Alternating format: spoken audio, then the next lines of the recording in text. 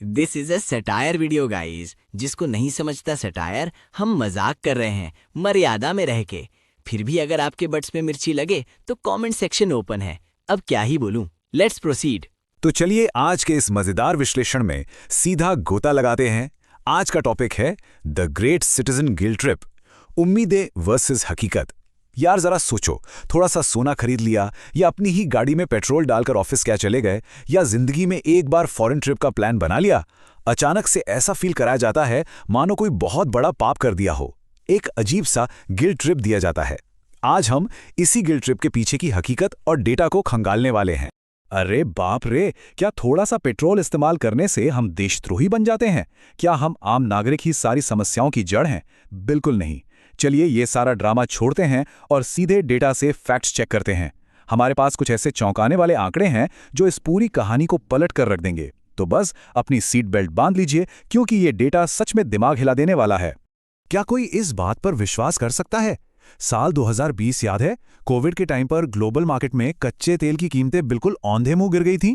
Brent crude oil $20 प्रति barrel से भी नीचे चला गया था। अरे कुछ जगह तो कीमतें नेगेटिव में चली गई थी।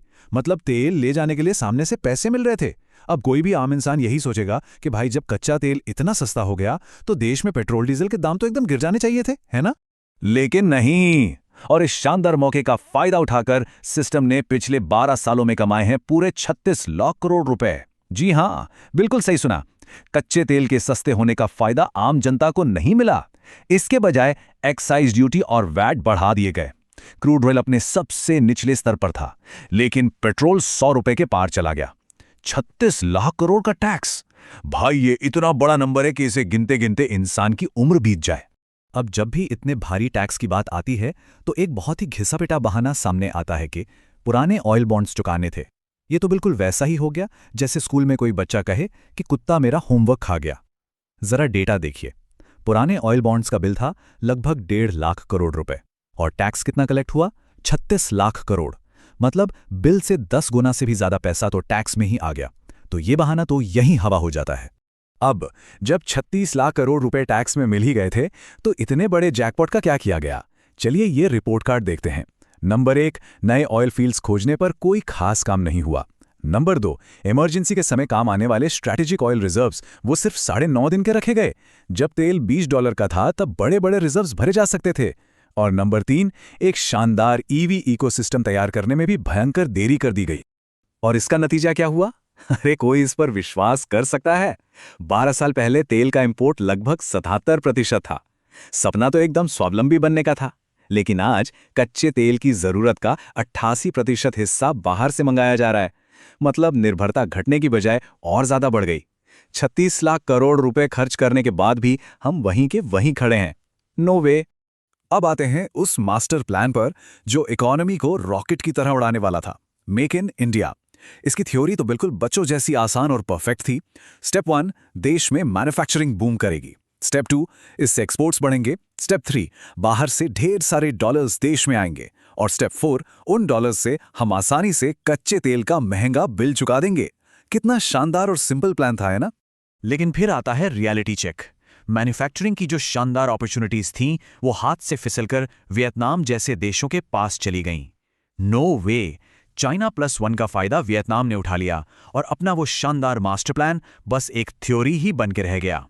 अगर ये प्लान सही में काम कर जाता तो डॉलर आते और कच्चे तेल का बिल एकदम मजे में भर जाता। और अब इस कहानी में एंट्री होती है एक नए सस्पेंस की, द गोल्डन रूल चेंज। विदेशी मुद्रा बचाने का एक और कर्तव्य याद दिलाया जाता है कि भाई सोना मत खरीदो। तो 2015 में एक स्कीम आई, सॉवरेन गोल्ड बॉन्ड्स यानी SGB। ये पेपर गोल्ड खरीदने का एक तरीका था। असली सोना नहीं खरीदना पड़ता। और सबसे बड़ी बात, इस पर जो मुनाफा होगा वो पूरी तरह से टैक्स फ्री बताया गया। सबने सोचा वाह क्या डील है यार। लेकिन रुकिए, अचानक कहानी में एक बहुत बड़ा ट्विस्ट आता है। 2015 में जो बॉन्ड्स टैक्स फ्री बताकर बेचे गए थे, बाद में जब सोने के दाम आसमान छूने लगे और मुनाफा देने की बारी आई तो हाल ही के बजट में चुपके से एक नियम बदल दिया गया, वो भी पिछले दरवाजे से। यानी पुराने खरीदे गए बॉन्ड्स पर भी अब टैक्स लगेगा। ये तो सीधे सीधे एक आम इंसान के भरोसे को तोड़ने वाली बात हो गई।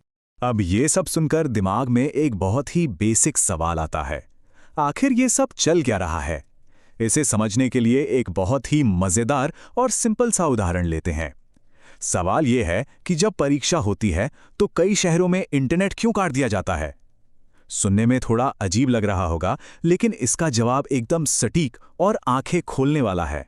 तो बात यह है कि असल काम था परीक्षा में चोरी रोकना, जीरो पेपर लीक सुनिश्चित करना।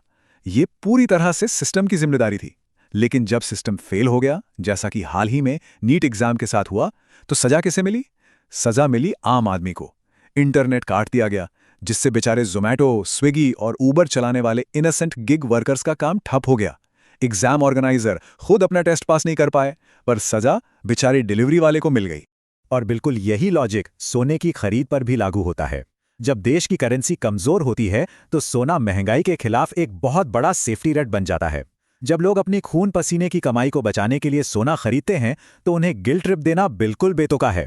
करेंसी को मजबूत रखना तो सिस्टम का काम है ना। जब सिस्टम अपना काम ठीक से नहीं कर पाता, तभी तो लोग सोने की तरफ भागते हैं। इस बात को समझाने के लिए ये लाइन बिल्कुल परफेक्ट है।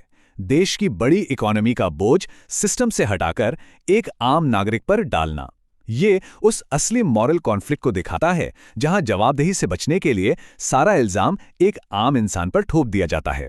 जब काम बिगड़ता है तो आम आदमी को सुनाया जाता है कि उसी ने अपना कर्तव्य ठीक से नहीं निभाया।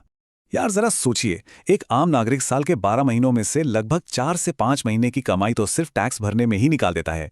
इनकम टैक्स, जीएसटी, पेट्रोल पर excise duty, VAT, stamp duty, road tax, भाई लिस्ट खत्म ही नहीं होती। तो जो इंसान अपनी आधी कमाई देश को समर्पित कर रहा है, क्या वो सुपर पेट्रियट नहीं हुआ? उसे ऐसा क्यों फील कराया जाता है जैसे वो कोई विलेन हो?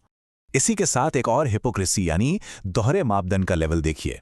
आम जनता को ज्ञान दिया जाता है कि पेट्रोल बचाइए, फॉरेन ट्रिप मत कीजिए, लेकिन दूसरी तरफ हकीकत क्या है? बड़े बड़े काफले, शानदार एयर शोज और ढेरों विदेशी दौरे। लीड बाय एग्जाम्पल नाम की भी तो कोई चीज होती है। अगर सामने से पेट्रोल फूकने से मना किया जा रहा है और अगले ही दिन एयर शो देखा जा रहा है, तो भाई ये कैसा उदाहरण सेट हो रहा है? और अगर कोई सोच रहा है कि चलो भाई अपना पैसा देश के बाहर इन्वेस्ट कर लेते हैं, तो वहां भी रास्ते बंद किए जा रहे हैं। नियमों में बदलाव करके आम नागरिक का पैसा अंदर ही फंसाने की तैयारी है। पैसा बाहर भेजने के नियम, जैसे एलआरएस की लिमिट को $2.5 लाख से घटाकर आधा करने की चर्चा चल रही है, और टीसीएस टैक्स की जो 10 लाख की लिमिट थी उसे भी 5 लाख करने का प्रपोजल है। मतलब पैसा बाहर भेजना अब और भी ज्यादा मुश्किल और महंगा होने वाला है।